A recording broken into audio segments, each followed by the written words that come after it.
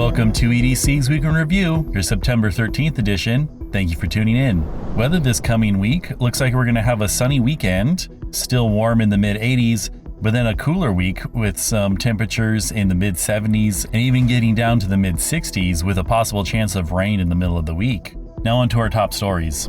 Homicide investigation on US 50 near Camino. California Highway Patrol officers responded to a disabled vehicle on US 50 eastbound near Camino on September 7th. Inside the vehicle, they found a woman who had suffered a fatal gunshot wound. A 38-year-old man from Sacramento was arrested in connection with the incident, and the investigation is ongoing. CHP reassured the public that there is no ongoing threat and anyone with information is encouraged to contact authorities. Man arrested for starting fire in South Lake. South Lake Tahoe police arrested Andrew Glabeck, a transient man, after he was seen fleeing the scene of a small wildland fire near Bijou Park on September 12th. Law enforcement officers quickly apprehended the suspect, and the fire was extinguished by CAL FIRE and South Lake Tahoe Fire. Glabeck has been booked into the county jail on charges of unlawfully causing a fire and resisting a police officer. Thanks to the rapid response, the fire remained small and was easily controlled. Former students' threats prompt increased police presence at EDHS. On September 10th, Placerville police increased their presence at Dorado High School after a recent graduate allegedly made vague threats against the school. While no specific target or time was mentioned, law enforcement took precautions, ensuring safety on campus. The individual responsible was arrested and booked into El Dorado County Jail. School officials have assured the community that the situation is under control and are addressing concerns raised by families.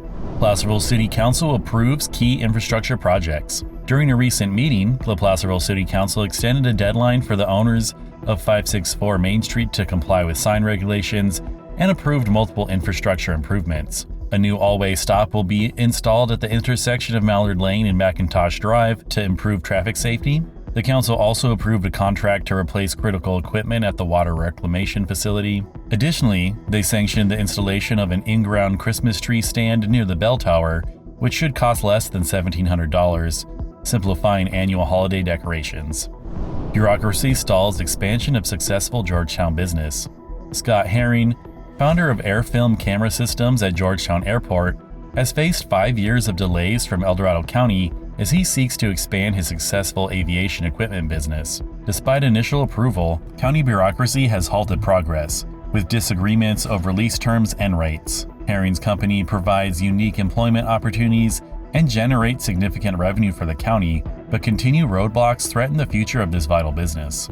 Reflecting on the 10th anniversary of the King Fire, September 12th marked the 10-year anniversary of the devastating King Fire that burned over 97,000 acres in the county. The fire, which began near Pollock Pines, engaged over 8,000 personnel and left a lasting impact on the landscape and communities. As residents reflect on the resilience shown during the fire, the anniversary also serves as a reminder to remain vigilant and prepared for future emergencies. September is National Preparedness Month, urging citizens to have safety plans and sign up for local emergency alerts. And now for some news nuggets. The El Dorado County Sheriff's Office invites residents to register early for the free 11-week Citizens Academy starting September 25th, offering insight into law enforcement and including a ride-along. The Soroptimist Club is offering up to $2,500 to women supporting their families for educational-related expenses, with the deadline of November 15th to apply online.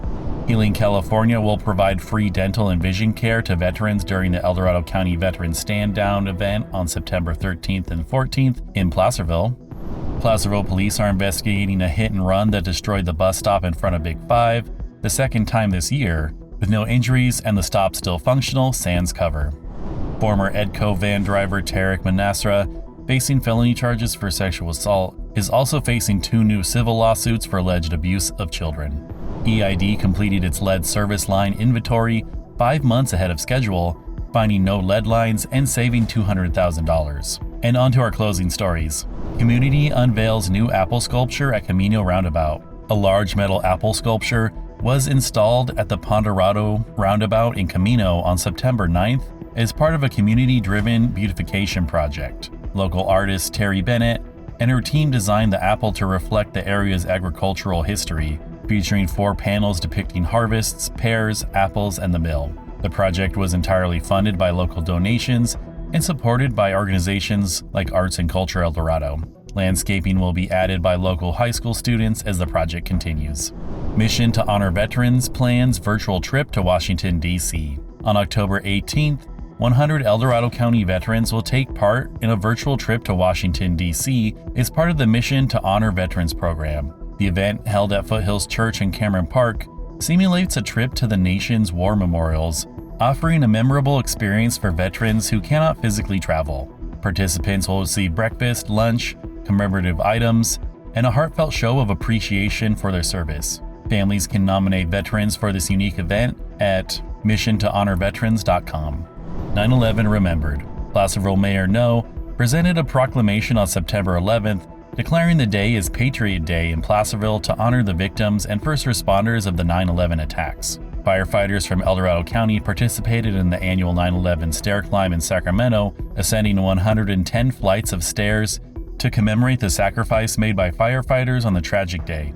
The event culminated in the presentation of nameplates of those who perished. This has been EDC's Week in Review, your September 13th edition. Thank you for tuning in. And as always, if you enjoy our content, please like, subscribe, and share with a friend. And if you want to learn more about these stories, please see the show notes.